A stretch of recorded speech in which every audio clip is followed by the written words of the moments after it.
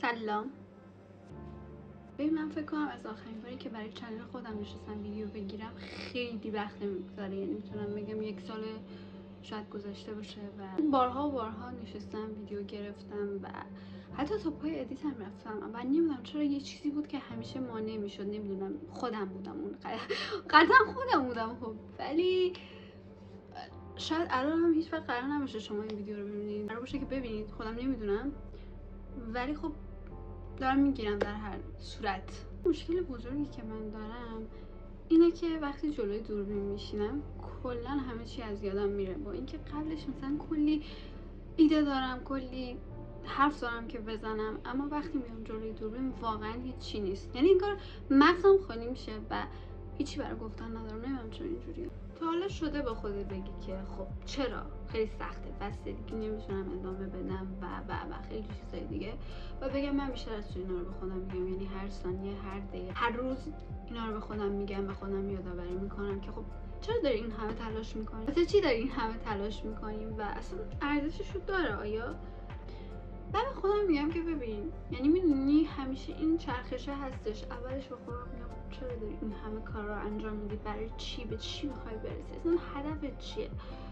و بعد اینجوری میگم اوکی ببین، همه اینا برای اینه که زندگی مثل یه جاده میمونه. اصلا مهم نیست که تو ایرانی باشی، چه میدونم کره‌ای باشی، چه میدونم ژاپنی یا چینی یا آمریکایی یا هر جای دیگه باشی، این مسیر هست و باید این مسیر رو طی کنیم که بتونیم به ته خط یا همون مرگ ختم بشه. بستگی به خودت داره که اون مسیر رو چجوری میخوای طی کنی. میخوای اون مسیر رو مثلا اینجوری باشه که همش بشینی غر بزنی و اعصابت خورد باشه و با بقیه دعوا کنی، یا اینکه لذت ببری از اون مسیر، یا اینکه خواب باشی اصلا کلا مسیر رو و اصلا نفهمی که خب چی شد، اصلا درختی بود توی مسیر، اصلا باد بود، بارون بود، چی بود، چی شد، اصلا چی شد.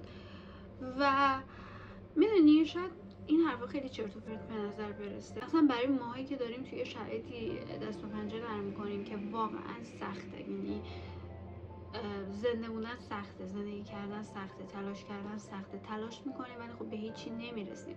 اما اینم که من بخوام بگم اوکی من به خاطر این دلایل که من ایرانی هستم پس از این به بعد میگیرم روزی 15 ساعت میخوابم، هیچ کاری نمیکنم، زندگیمو به بتالت میگذرونم، بیرون نمیرم، هیچ یاد نمیگیرم، درس نمیخونم، به خاطر اینکه صرفا من ایرانی هستم.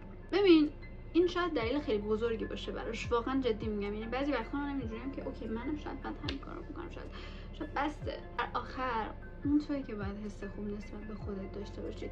بخوام مثال بزنم، برای همه آدما متفاوته. مثلا برای من آشپزی کردن واقعا یه موفقیت بزرگه. همین که پاشم برم تو آشپزخونه یه چیزی درست کنم، حالا میخواد هر چیزی باشه، ظرفشون هم آشپزخونه رو تمیز کنم، این برای من یه موفقیته. شاید اینو اگه بمونم بگم بهم بخنده و بگه من هر روز دارم این کار رو انجام میدم و آدم موفقی نیستم، ولی برای من این یه موفقیته. در کل دارم میگم که هیچ وقت نباید به دیگران نگاه کنی و خودت رو با شرایط اونها بسنجی. مثلا من خودم به شخص آدمیم که خیلی توی تیک تاک فعالیت زیاد، نه که خودم فعالیت میکنم و همیشه نشستم بقیه رو میبینم و اسکرول میکنم و خب ایرانی‌های زیادی توی تیک تاک نیستن واقعا، اکثرشون خارجی‌ها هستن از کشورهای دیگه. و من اینجوریم که خب چقدر زندگیشون نرماله، چقدر زندگیشون عادیه و خیلی وقتا خودم رو با اونها مقایسه میکنم و میدونم که نباید این کارو بکنم، چون که اصلا زندگی من شبیه به اونا نیست. من دارم توی کشور دیگه زندگی میکنم، اونا توی کشور دیگه زندگی میکنن. یعنی اصلا منی که ایرانی ام کجا، اونی که حالا توی شهر توی اروپا داره زندگی میکنه کجا. واقعا زندگی ما زمین تا آسمون با هم دیگه فرق داره و این مقایسه هیچ چیزی برای من اضافه نمیکنه، فقط حالمو صرفا بدتر میکنه و باعث میشه که اون چراهایی که توی ذهنم هست بیشتر و بیشتر بشه. من صرفا این ویدیو رو برای خودم گرفتم، چون که همیشه به خودم میگم چرا. خوب دوست داشتم یه همچین چیزی باشه که هر وقت به خودم میگم چرا بیام ببینمش و اون جوابهایی که میخوام ذره‌ای برسم. شاید هم نرسم، اصلا مهم نیست. هممون دوست داریم که به چیزهای بزرگ برسیم، اما بعضی وقتها باید اون چیزهای کوچیکی که داری دونه دونه انجام میدی که به یه مسیر بزرگتر برسی و خیلی بزرگتر از اون چیزی که هستن برسی. مثلا میخوام بهت بگم، مثلا تو میخوای زبان یاد بگیری، هر روز میشینی 10 دقیقه زبان میخونی، شاید این 10 دقیقه خیلی برات کوچیک باشه و اینجوری باشه که خب این 10 دقیقه من رو راضی نمیکنه و 10 دقیقه چیزی نیست و بقیه اینجوری باشن. 10 دقیقه واقعا 10 دقیقه میشینی زبان میخونی، اما این 10 دقیقه مثلا خودش توی یک ماه باعث میشه که مثلا سطح تو از چه میدونم B1 بشه B2. حالا دارم مثال میزنم، صرفا اینجوری نیست خب با 10 دقیقه خوندن، اما همینم خب خودش خیلی تاثیر زیادی. اینم باز یه دونه مثال بود بچه‌ها. 10 دقیقه زبان خوندنم خیلی خوب، من 10 دقیقه هم نمیخونم در واقع. اما این چیزای کوچیکو مخصوصا ماهایی که داریم توی این وضعیت دست و پنجه نرم می‌کنیم باید خیلی بزرگ ببینیم. مثلا بعضی وقتا یه سری از دوستان میان به من میگن که خب من واقعا حس ناکافی بودن دارم و حس میکنم که حس میکنم که اون اندازه‌ای که باید تلاش نمی‌کنم و خود منم خیلی وقتا اینجوری فکر میکنم، اما بعد میام برنامه روزم خودم مرور میکنم اینجوریم که خب مریم تو امروز واقعا دهنت سرویس شده و چجوری که فکر میکنی که هیچ کاری داری انجام نمیدی، اونم تو این شرایطی که داری زندگی میکنی، واقعا منظورت چیه؟ مثلا به دوستم میگم که ببین تو واقعا توی 20 سالگی توی ایران همه این چیزا رو خودت تونستی به دست بیاری که واقعا خیلی سخته.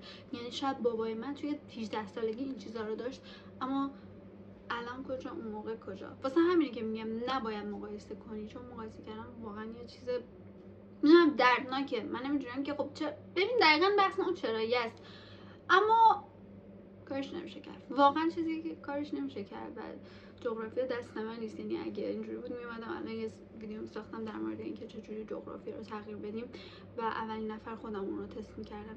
اگه واقعا میشد خیلی خوب میشد، ولی خب متاسفانه نمیشه و همینیه که هست.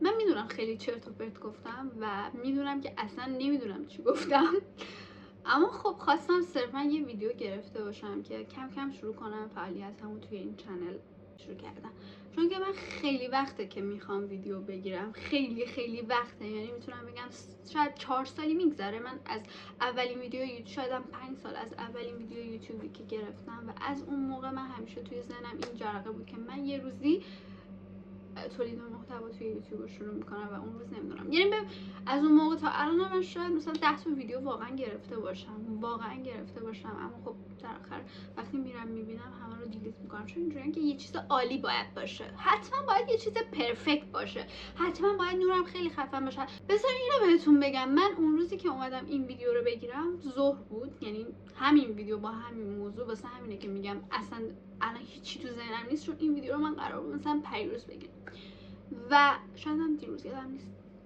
و دیدم که پایم شکسته، پای دوربینم شکسته و واقعا اون لحظه اینجوری بودم که چرا واقعا چرا، دقیقا اینجوری بودم که چرا، و دوست داشتم اون لحظه بشم کلی گریه کنم، اما گفتم اشکال نداره، گریه نکن، آرامش خودتو حفظ کن، الان برو بگیر بخواب و بعدا یه کارش میکنم. و من الان دارم با پای شکسته ویدیو ضبط میکنم، یه جوری سرهمش کردم، فعلا اینو داشته باشیم، حالا بعدا یه کارش میکنیم. خواستم بگم که از این به بعد من قراره اگه بشه بیشتر ویدیو بذارم و امیدوارم که شما این ویدیو رو ببینید، یعنی بتونید ببینید، یعنی من بشینم این ویدیو رو ادیت کنم و شما بتونید ببینیدش.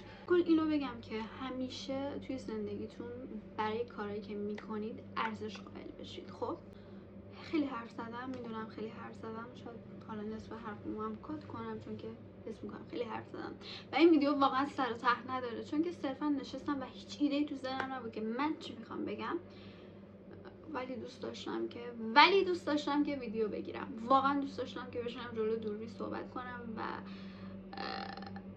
آره، امیدوارم که از این بعد بیشتر همدیگه رو ببینیم و اگه چنل منو استاپ میکنید منتظر بقیه ویدیوها هم باشید. خدافظ، میبینمتون، بای.